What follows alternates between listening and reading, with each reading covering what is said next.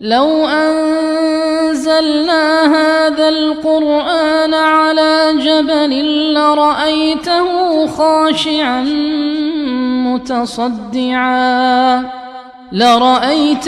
خاشعا متصدعا من خشية الله. الحمد لله الذي لا إله إلا هو الرحمن الرحيم وأرسل محمدا صلى الله عليه وسلم مبشرا وأنزل القرآن تبيانا لكل شيء وصل على محمد وعلى آله وأصحابه أجمعين.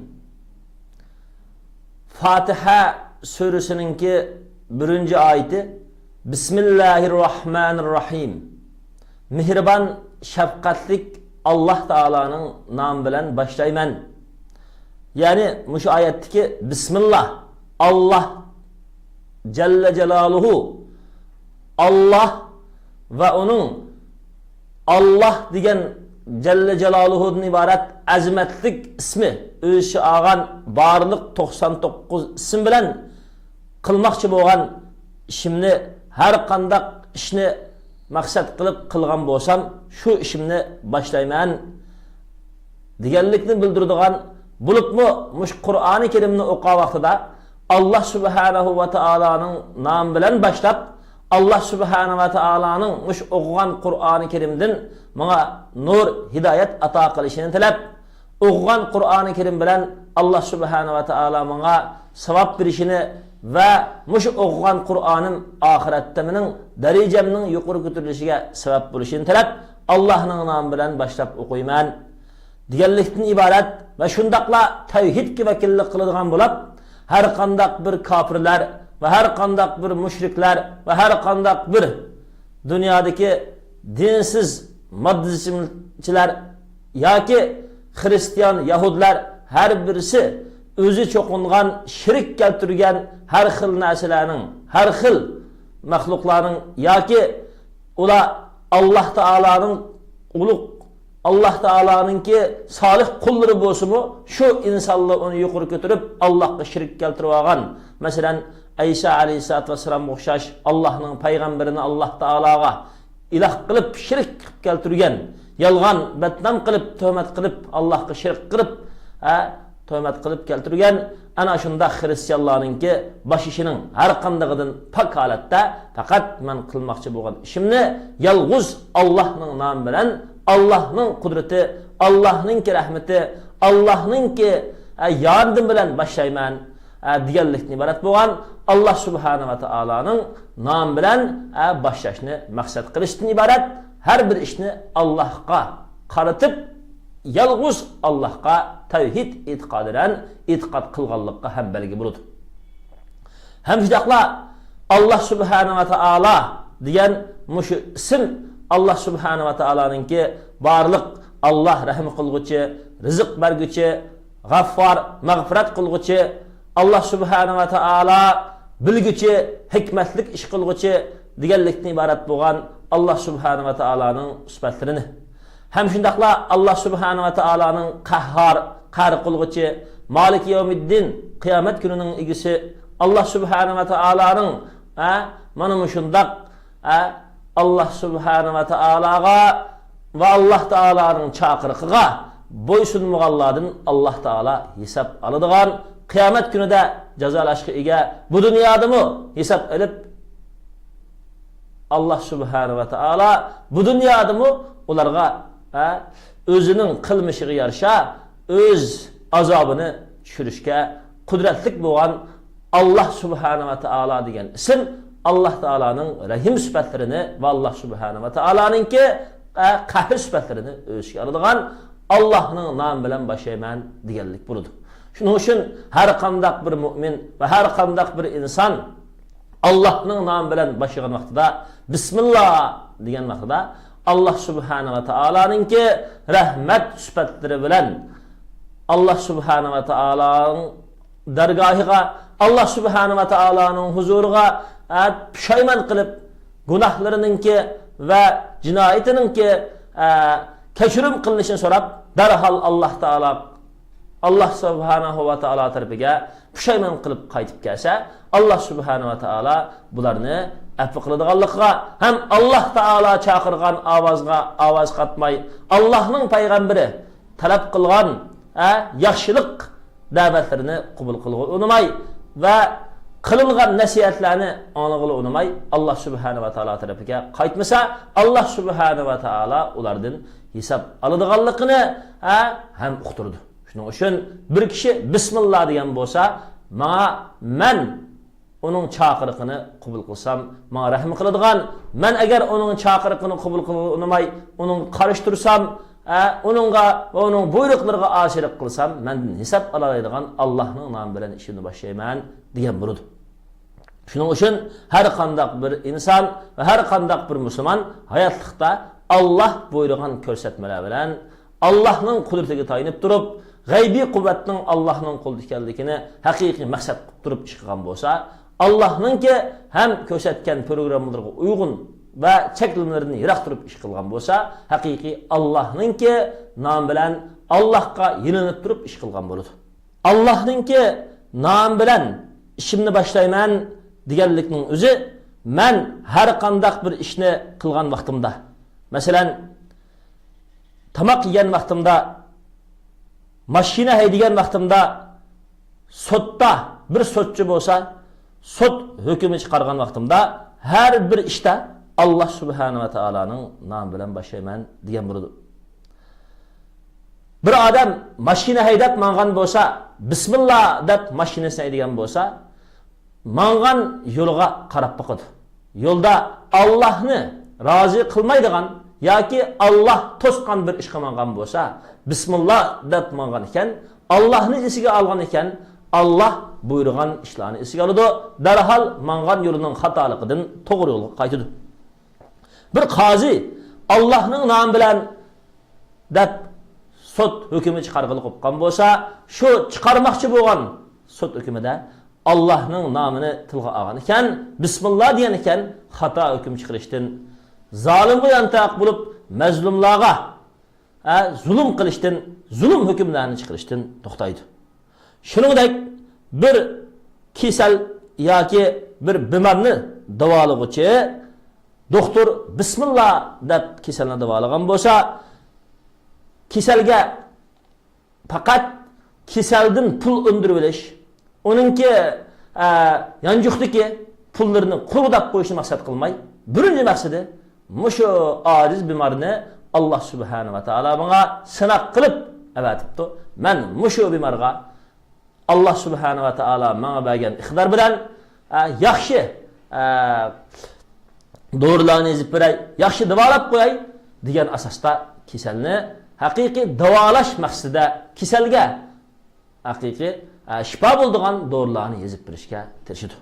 Demak, mushu bismillah bilan bir ishni boshlaganlikning o'zi Allah subhanahu va taolo ko'rsatgan to'g'ri bilan ishni qilganlik, ham Allah subhanahu va taolo mushu men haydigan mashinada, men chiqargan hukmda, men davolagan kasalda, men qilgan tijoratda, har qanday bir ishda Allah menga yordam berdi va men mushu davolagan kasalgami Allah subhanahu va taolo o'zi shifolik berdi deb sababni biz qilamiz, lekin mushu sababni Allah uyg'unlashtirib bersa, ham shu sababni Allah barakatli qilib bersa, ondan foydasi bo'ladi deb Allohning nomi, Allohningki qudrati, Allah subhanahu va taoloning yordami, Allah subhanahu va taoloninki yo'lri bilan mushimni qilaman deganlikni bildirdi.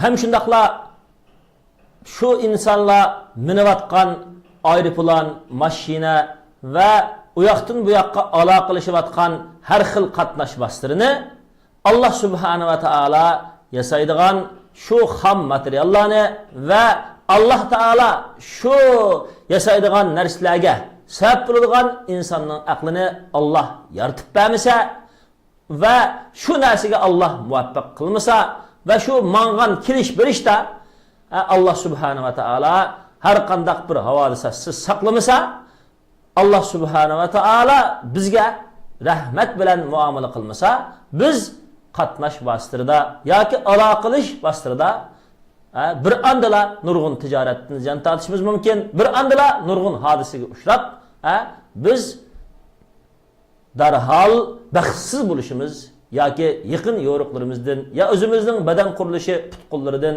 ya hayotidan oylik qilishimiz mumkin.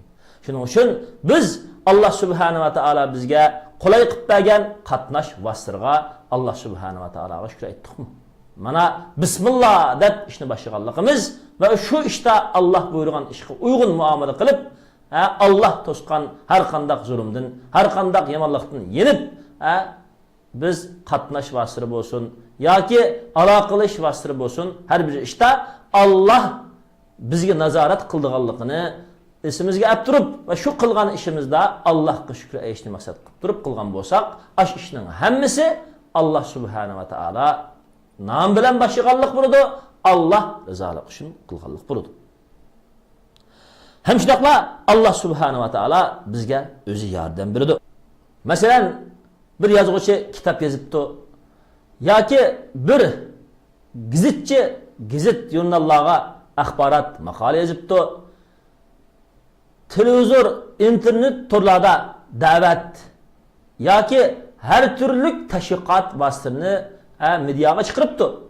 Mushu qilgan ishida bismillah degan ekan, shu qilgan ishi, shu yozgan narsa shuhrat uchun emas. Yoki bira zulmga yordam berish emas, balki haqni maydonga chiqarish, mazlumning yonida turish, Allah buyurgan haqiqatlarni oshkor qilish bo'lishi lozim. Ana ashundaq bo'lganlikning o'zi andin bizningki bismillah deb Alloh taolaning nomi bilan boshlaganligimizga haqiqiy uyg'un, haqiqiy to'g'ri ish qilgan bo'lamiz. Shu ishimizga Alloh subhanahu va taolo yordam beradi. Shuning uchun biz bismillah deb ishni boshlagan vaqtimizda, bismillah deb har qanday bir qalamni qo'limizga olgan vaqtimizda, qatnashga chiqqan vaqtimizda, telefonni ya uchur aloqalarni bir narsa yeyishga boshlagan vaqtimizda yoki har qanday bir muomala ya har qanday bir ishga kelgan vaqtimizda bismillah deb qilishimiz va shu qilgan ishimizningki Alloh shu ishdan rozi bo'ladigan ishmi yoki Alloh norozi bo'ladigan ishmi deb uni ayirib Alloh rozi bo'ladigan ishni izlashimiz haqiqiy bismillah deganligimizningki to'g'ri ekanligini va bismillah deganga uyg'un ish qilganligimizni Allohni bismillah deb og'zimizdan chiqargan so'zdan oldimasdan balki Allohga haqiqiy xolis bo'lganligimizni uqtirdi. Masalan, inson bir har qanday bir xizmatchi ma'lum bir shirkat yoki ma'lum bo'lgan bir idora organda ishlagan bo'lsa, o ishliguvchininki ustida shu shirkatninki ya shu idora organininki bir mudiri bo'lsa, mudir bu ishliguvchini xolisa martabasini, maoshini, darajasini, ishlash o'rnini yaxshilab beralaydi, yuqori ko'taralaydi. Xolisa ishlaydigan o'rindan yiroq cho'lliklardagi ishlash o'rniga yoki yiroq yerdagi zavodlarga ya yiroq yerdagi ishlash o'rinlariga avatitib oilalaridan ayrilishga, jafo chekishga sabab bo'la oladi. Ashundaq bo'lib qolsa, xizmatchininki birinchi maqsadi nima bo'ldi desa, men mushu mudirni bir rozi qilishim kerak. Rozi qilmasam, meni o'stirmaydi yoki yaxshi yerda ishlatmaydi yoki meni qiyinchilik qilib qo'ydi deb shu mudirga sadoqat bilan ishlashga tirishadi. Bu dunyoda bo'layotgan hozirgi hamma yerdagi amaliy ko'rinish. Bu oddiy bir masala. Lekin biz Alloh subhanahu va taologa Allohning nomi bilan boshlayman deb Alloh subhanahu va taolo bizga topshirgan hayotlikdagi har bir sinoq, har bir hayotlikdagi Alloh bizga bergan taklifotlarda biz cho'qim Alloh subhanahu va taoloni rozi qilmasak, Alloh bu dunyodami bizni o'ziga yaqin muqarrab mu'minlar qatoriga, solihlar qatoriga Allah subhanahu wa ta'ala bizni o'ziga yaqin bo'lgan solihlar qatoriga yaqinlashtirmaydi. Oxiratda Allohninki muqarrab bo'lgan solih shahidlar, siddiqlar, payg'ambarlarninki yanida bo'la olmaymiz. Alloh oldida bizga berilgan mush hayotlikdan, iqtidorimizdan biz imtihondan o'tolmaymiz deganni. Biz o'ylaganlik tufaylidan biz cho'qim Allah subhanahu va taala bizni buyurgan taklifotlarni o'rindashqa bismillah deb har qanday bir qilgan ishimizda Allah rozi bo'lgan ishni qilishimiz, Allah to'sgan ishlardan inishimizga tirishchanlik qilish bizning ustimizga lozim. Ana xuddi shirkat boshlig'ini bizga yomon muomala qilib qoldi deb, bizni jazolab qo'ydi deb insonlar shirkat boshlig'ini rozi qilish uchun shuni tirishgandan bak bizga rahim qilishga qodir, ham bizni dunyodami oxiratdami jazolashga qodir, ham bizning martabamizni, o'rnimizni dunyodami oxiratdami yuqori ko'tarishga qodir bo'lgan ulug' Allohga haqiqiy yaqinlik qilishimiz, Allah buyurgan ish bilan bo'lishimiz, Allohni rozi qilishimiz, norozi bo'lgan ishdan yiroq turishimiz, Allohning oldida biz Allohning nazari, Allohningki bizni qarta bo'lgan muhabbatini qo'lga keltirish uchun tirishchanlik qiladigan ishda har birsimiz tirishchanlik qilishimiz va kurash qilishimiz kerak. Shuning uchun Alloh subhanahu va taolo Qur'oni Karimda deydi: "Va huwa ma'akum aynama kuntum" sura Hadid 4-oyat. Alloh taolo siz bilan birga sizlar qayerda bo'lsanglar. Alloh subhanahu va taolo biz nerede bo'lsak shu yerda bizning ishimizni Alloh subhanahu va taolo bilib turadiganligini mana shu oyat bilan bizga uqtirdi. Yine Allah subhanahu wa ta'ala vallahu alimun bizat sudur. Allah subhanahu wa ta'ala ko'ngillar igisiga, ko'ngillar, qalblar igisiga billa hamra uning har bir ishini bilib turadi dedi. Ya'ni yuraklardagi oqqan qildan tumolarni, yuraklardagi o'ylangan tafakkurlarni Allah bilib turadiganligini bildirdi.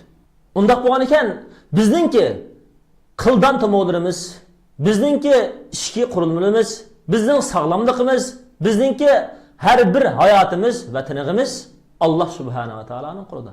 Allah bizningki hayotligimizdagi har bir harakatimizni, har bir tinig'imizni, har bir iqtidorimizni Allah o'zi biladi va o'zi nazorat qilib turadi va nimani o'ylaydi, nimani o'ylamaydi va nima yaxshilikni maqsad qiladi va nima yomonlikdan yanmoqchi bo'ladi, Alloh subhanahu va taolo buni bilib turadi.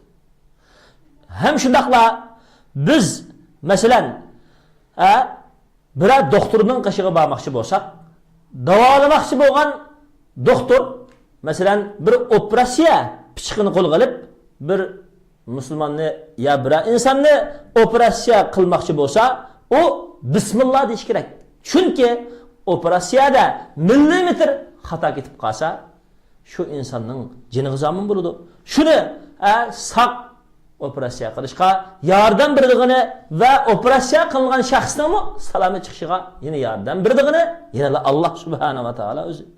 Shunga nurg'un doktorxonalarda tuyuqsiz operatsiya jarayonida o'lib ketib qolsa, oldi qo'l qo'ydirib olg'achqa ayna qutqilish uning bamidi deydi. Nimishqa? İnsanın qo'lida faqat vosita qilish, sabab qilishlanma. Qutqazuvchi yana Alloh taolo ekanligini dunyodagi eng yuqori texnikalik doktorxonalar va uning sohiblari hammasi aniq biladi. Lekin bilib turib, hozirgi zamondagi eng ichinishlik yomon ish kalla arraahu istagna. Rasululloh o kafir o'zini boy sanadi, o'zini cho'ng sanadi, mutakabbirlik qildi dedi. Allah subhanahu wa ta'ala iblisni aba vastakbara va kana minal kafirin. Allah Taola'nın Adem aleyhisselamga sayda qilishga buyurgan buyruqini qabul qilishda boshda atishga asosan o unimidi va o'zini cho'ng tutdi, kofirlardan bo'ldi dedi. Demak, qarindoshlarimiz dunyo ahlining ko'p sonliqi har bir kuch qudrat, har bir quvvatning eng ustun turdigini, Allohning qudrati ekanligini hozirgi har qanday doktorlik sohasidagi, ilm fan sohasidagi, har qanday kashfiyot sohasidagi kishilarning har birisi biladi. Lekin bilib turib, ko'pincha insonlar mutakabbirlik qilib, yo'g'onchilik qilib, o'ziga cho'ng tortib, Alloh subhanahu va taologa bo'ysunishdan bosh tortadi. Shuning uchun biz bismillah deganligimizning o'zi men Allah Taolaga bo'ysunaman. Allah subhanahu va taolaning amri farmonlari bilan ish qilaman. Allah menga qilgan ishimda o'zi yordamchi bo'ladi, ham o'zi barakat beradi deganlikni bildirdi. Masalan, biz yatira olsak bismillah deymiz. Chunki biz teribaqchi bo'lgan yanimi Allah yaratib bergan. Va har qanday bir dehqonning qildig'ini shu yerga urug'ni ko'mib qo'yib, su boshlaydigan vaqtlarda suvni boshlab qo'yib, uyga kirib ketadi. Shu urug'ni uruqqa keraklik, kiraxmal moddalar, uruq keraklik barliq gaj moddalari va har turli energiyalarning shu urug'ni o'simlikka aylantirib bizga yemaklik, uzuqliq, bizga shu meva qilib maydonga keltirishda sabab bo'ladigan asosiy omil shuni maydonga keltirib berguchi Alloh subhanahu va taolo. Chunki dehqon uni o'simliklarningki, ya'ni ishidagi barliq energiyalarni o'ziga tortishiga hech qanday sabab qilmaydi. Faqat urug'ni ko'mib qo'ydi. Allah bergan urug'ni, Allah bergan zaminda, Allah bergan suv orqali, Allah bergan energiya havo orqali shu urug'ningki faqat yaga kirishiga sabab bo'lgani bilan, lekin barliq Allah subhanahu va taolo insoniyatga yaratib bergan hayotlikdagi har bir iqtidorlarni Allah subhanahu va taolo o'zi shu insoniyatga bir uzuqlik qilib maydonga keltirib berguchi faqat Allah. Meva pishib oldimizga kelgan vaqtida biz bismillah deb shu mevaga qo'l uzatib yeymiz. Chunki mushu mevaning shundoq postlari, o mevaning ishidagi mevalarning biz yeydigan javharini sestib qo'yishdan saqlab, shundoq go'zal meva bo'lib oldimizga kelishiga faqat sabab bo'lguchi Allah subhanahu va taolo. Shunga biz ojiz bo'lganligimizdan, biz har bir yeydigan ozuqimiz, ichadigan suyimiz va har bir minadigan ulug'imizda Allah subhanahu va taologa ehtiyojimiz bo'lganligimizdan biz Allah subhanahu va taologa taynimiz va har bir shayini eng o'lchamli qilib yaratib berguchi faqat Allah subhanahu va taolo bo'lg'achqa, ham bilimlik, puxta, hikmatlik ish qildig'ini Allah subhanahu va taolo bo'lg'achqa, Allah oldida o'zimizning ojiz ekanligini, Allah oldida o'zimizningki bilimining oz ekanligini, Allah oldida o'zimizningki har qanday bir ishda natijali ish qilishda Allah yordam qilmasa qilolmaydiganligimizni bilishimiz kerak.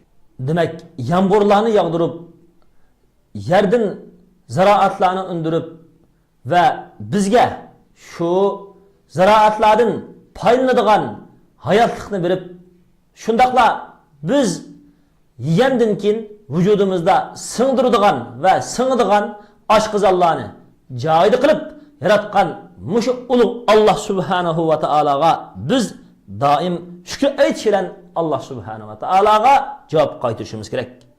Ham biz Allah subhanahu va taoloning hammadan g'ani, biz Allohga ehtiyojimiz va muhtoj ekanligimizni, Allah subhanahu va taolo oldida biz ojiz, Allah kuchli ekanligini, Allah subhanahu va taolo bizdan qiyomat kunisi hisob oladiganligini va shundaqla bu dunyodami Allah subhanahu va taolo bizga qilgan barliq rahmatlarni tunusak, Allah bizga oxiratda o'zining rahmeti tushgan jannat kirishda qatorida qildiganligini, agar Allah subhanahu va taoloninki g'azabi va Allohning azobini keltirishga sabab bo'ladigan yomonliklarda azbay desak, Allah bu dunyodami oxiratdami o'zining azobi bilan bizni jazolaydiganligini bilishimiz lozim. Chunki bizga Allah bergan yerda biz ko'mgan urug' yoki har qanday bir ziraatlik ya biz minayotgan uloq, kala, qo'y har birisi bir ofat bilan halokatga uchrasa, uni hech kim qutuldirib qololmaydi. Shuning uchun demak, mana buning o'zi Allah subhanahu va taolo har bir shayini yaxshilikqa ega qildig'ini Allah, har bir shayini halok qildig'ini Allah. Biz ana qudratlik shu Allohga haqiqiy ishina bo'lsak, Allah rozi bo'ladigan, Allah bizni yuqori ko'taradigan, Allah bizga rahim qiladigan ish ustida bo'lishimiz kerak. Allohning noroziligidan yiroq turadigan va Allohning g'azabini keltirishdan saqlanadigan ixlosmand mu'minlardan bo'lishimiz kerak.